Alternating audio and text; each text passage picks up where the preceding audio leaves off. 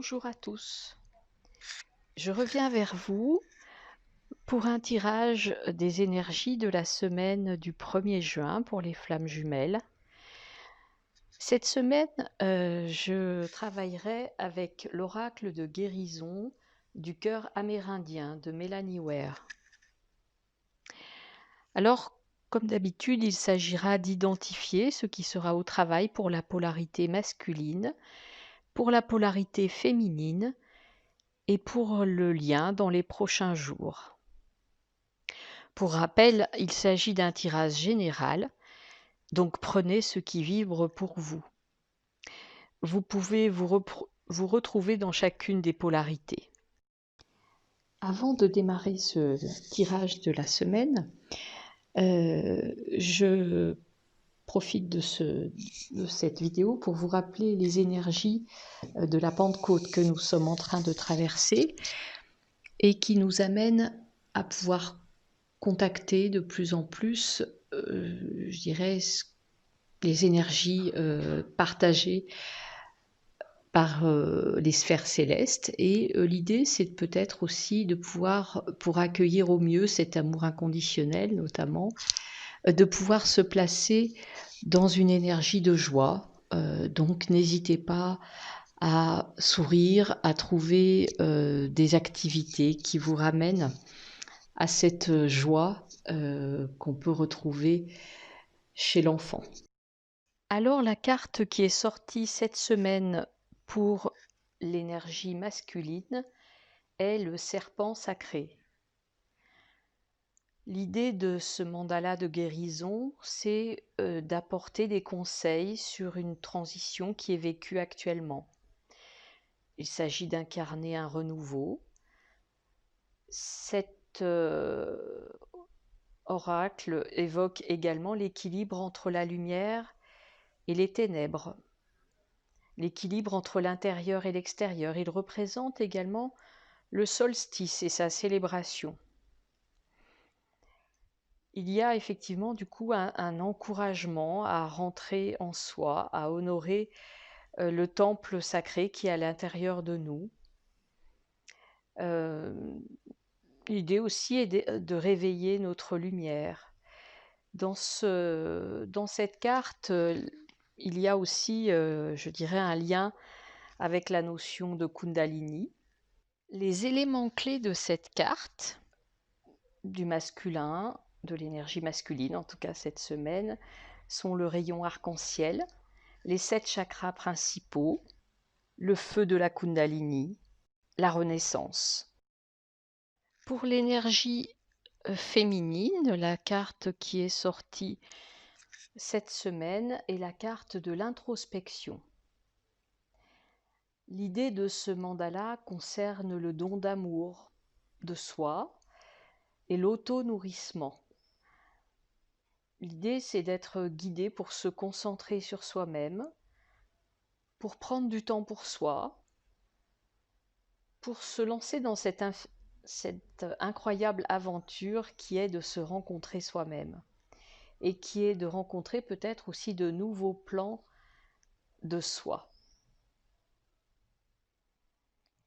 Pour ce faire, cette carte nous conseille de pouvoir prendre des temps de rituels quotidiens pour pouvoir procéder à des temps de ressourcement, d'attention à soi-même, peut-être aussi d'évaluation de notre quotidien, de réévaluation aussi de nos besoins, des besoins de notre âme, pour pouvoir s'épanouir de plus en plus.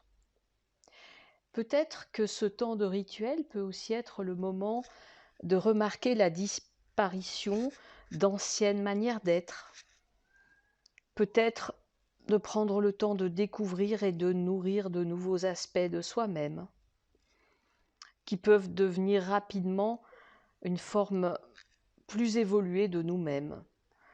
L'idée, du coup, est de peut-être nous féliciter de ces avancées comme nous pourrions le faire pour quelqu'un d'autre.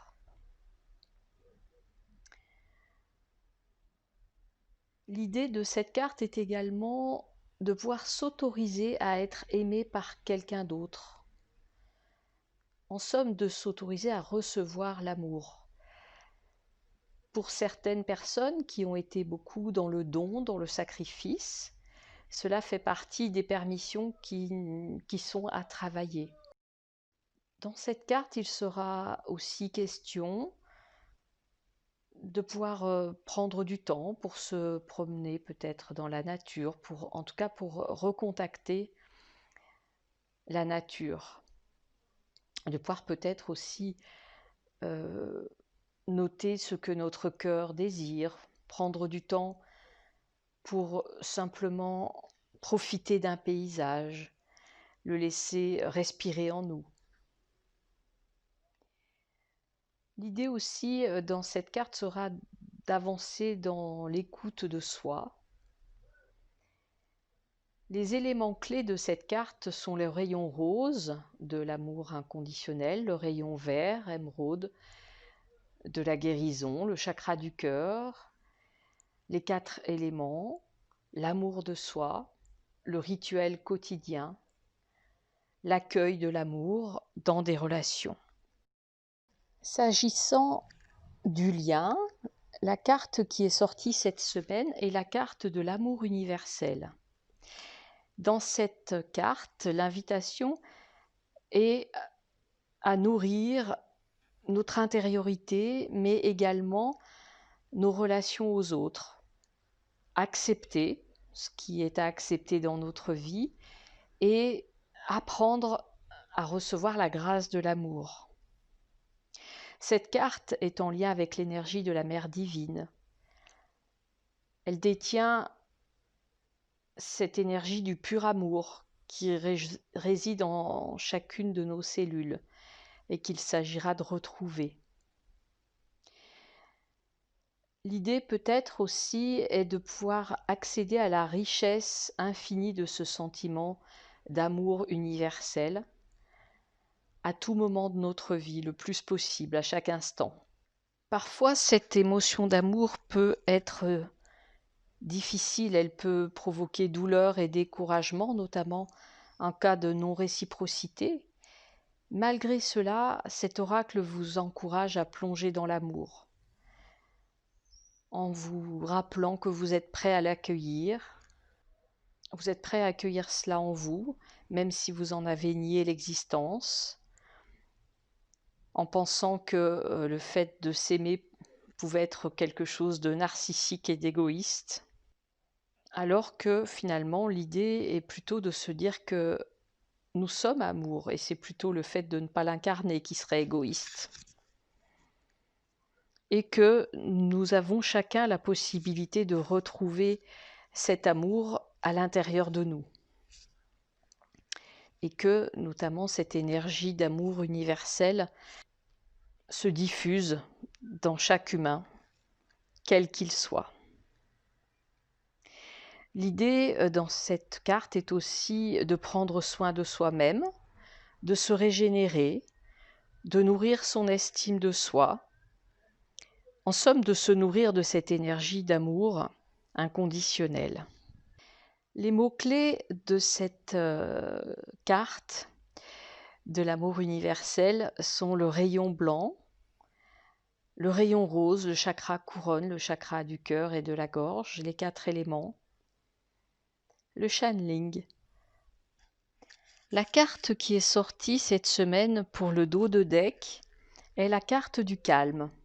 Le calme au milieu du chaos, la récupération, le fait de recharger ses batteries. Ce mandala symbolise le repos, le ressourcement, le rajeunissement. L'invitation est de s'autoriser à souffler, à accéder au calme, à la tranquillité, à la douceur en votre fort intérieur.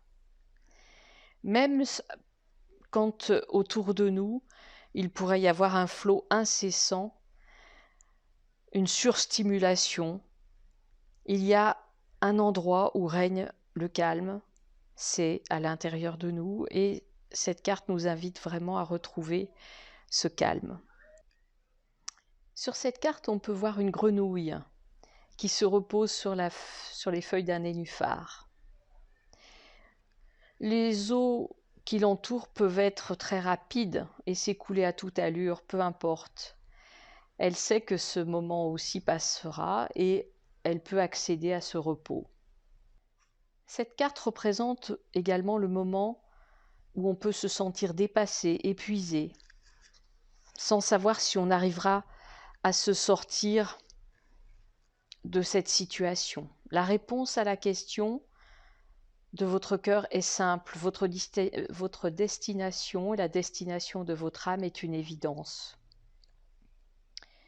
Mais pour la trouver, vous devez impérativement accéder à ce calme qui est en votre cœur. Trouvez cette réponse en vous, ralentissez votre mental. C'est la seule façon de trouver ce chemin de votre cœur.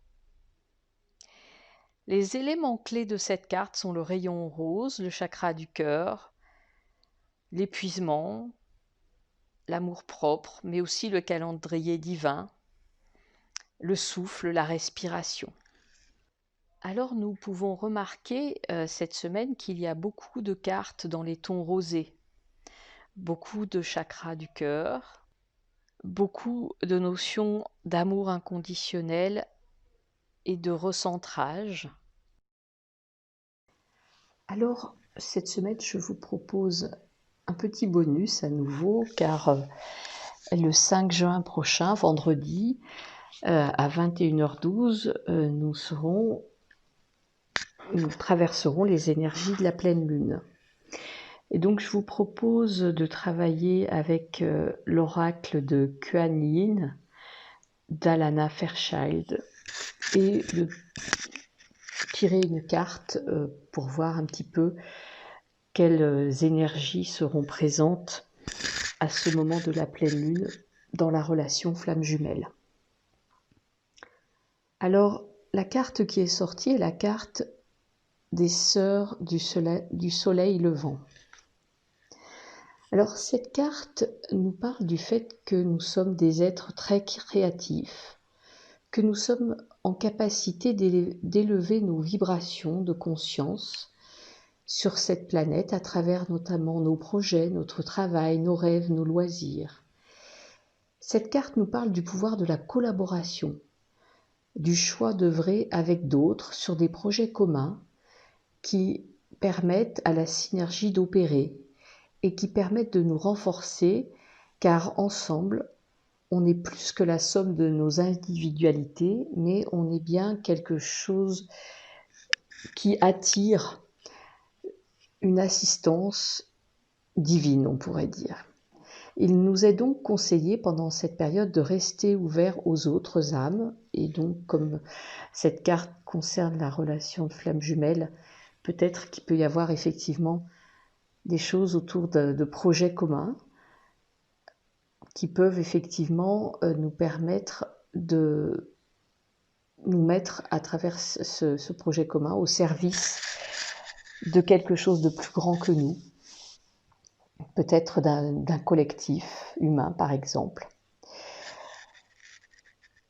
Donc ces énergies de la pleine lune nous apprennent ou nous amènent vraiment à sortir peut-être d'un travail solitaire pour pouvoir rejoindre l'autre dans des projets communs finalement qui pourraient être guidés.